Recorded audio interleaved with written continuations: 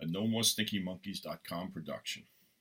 Well, we're getting close to the end. This is the second to last chapter of the seldom heard tales of Stinky Claus. And here we go with the story of Carl. Chapter 7.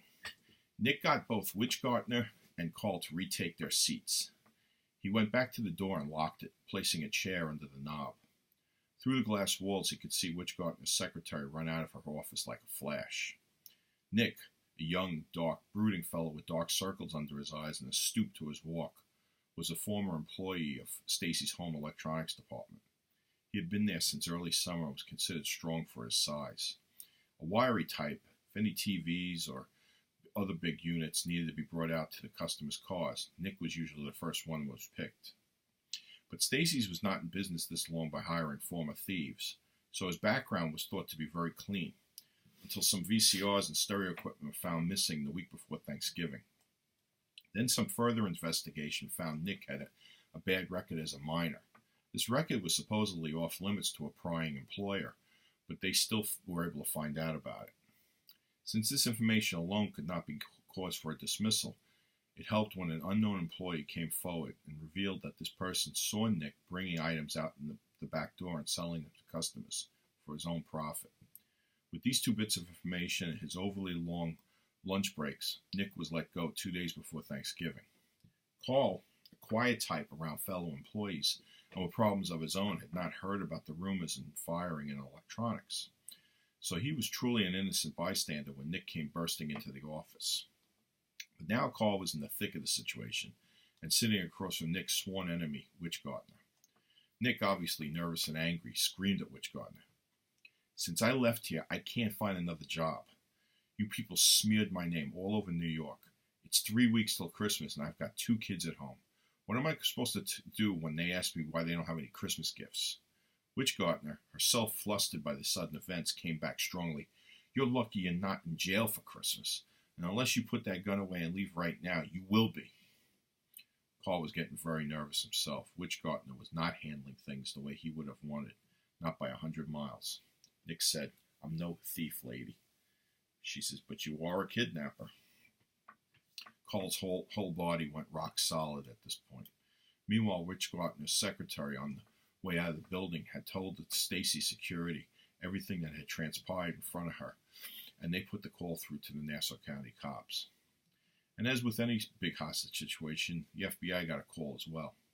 Police scanners and television news and radio vans were around the area after they heard the reports. A hostage situation involving a Stacy Santa Claus, they would all be there to cover this potentially huge story. Witchgartner's office windows faced Northern Boulevard, a main thoroughfare that runs through most of Long Island. And out those windows, Nick could see the large gathering he was causing. Nick started fidgeting even more than before and coughed several times. Low, throaty coughs, not brought on by a cold, but by asthma. Carl knew an asthmatic's cough very well, having raced his own daughter to the hospital several times when she was young because of an attack of her chronic asthma. Through a secure environment of little dust, no animal hair, humidifiers, and advanced medicines, Carl's daughter Regina had managed to control her asthma as an adult. Of course, occasionally a stressful event would bring about an attack. Carl was sure that was what was happening to Nick.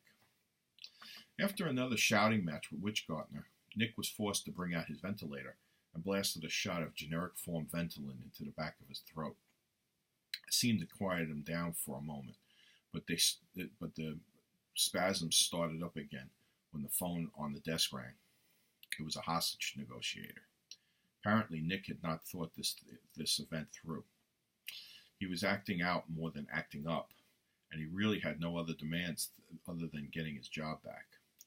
Carl was starting to realize that this guy believed the gun was going to get the job done. And Carl was not anxious to see Nick's reaction when reality hit. So Carl asked to go to the bathroom. Nick was so caught up in the moment that he didn't see the absurdity in holding a man hostage in a Santa suit.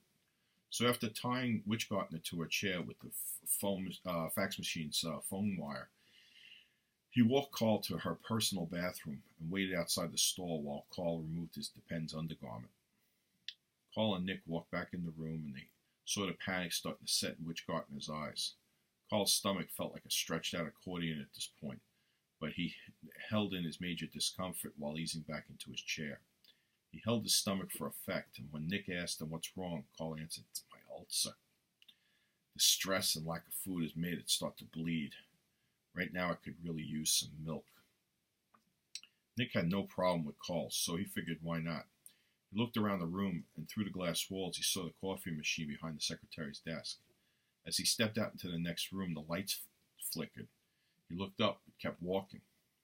Nick grabbed the pink half and half sitting next to the Mr. Coffee and walked back in as the lights went off. Computer screens also went dark. It was standard operating procedure in a hostage situation. First shut down the electricity, and then shut down the heat or the air conditioning, depending on the season.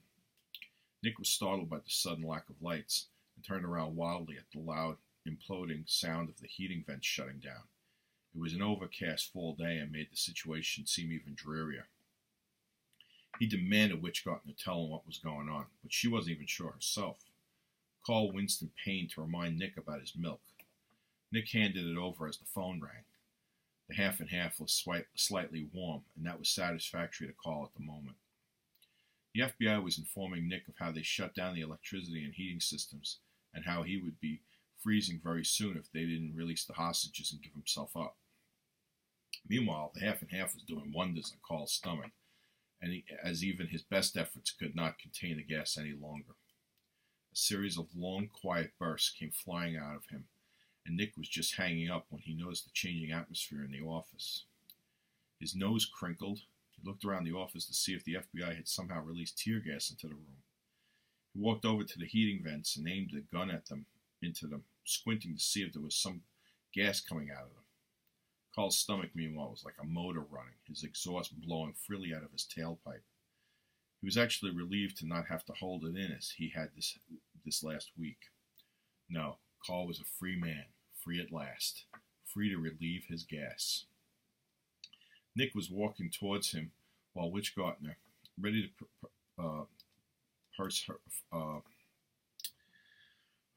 pass out from the putrid stench, was giving Carl furious looks to control himself. She was afraid they were both going to be blamed for Carl's outburst. But then Nick laughed for the first time all morning. Nick asked, "Carl, is that you cooking those biscuits?" Carl, not sure how to react, decided to play embarrassed. "Yeah, I'm sorry, it's my ulcer, but it's starting to feel better." Nick, relaxing a little bit more, laughed even louder when he saw Witchgartner's facial reaction. Now Nick's curiosity was piqued. "Why? Nick, Carl, why were you in the office?" Carl answered truthfully, knowing his file was still laying out on Witchgartner's desk. "Oh, I was in trouble because of my stomach problem." "Really? Were you going to get fired?" Nick wondered as he eyed Witchgartner's expression. Witchgartner's face pleaded with Carl to lie, but instead he said yes. This made Carl almost an ally in Nick's eyes, which was all part of Carl's plan. See you next for the finale to Seldom Heard Tales of Stinky Claus by the Freditor.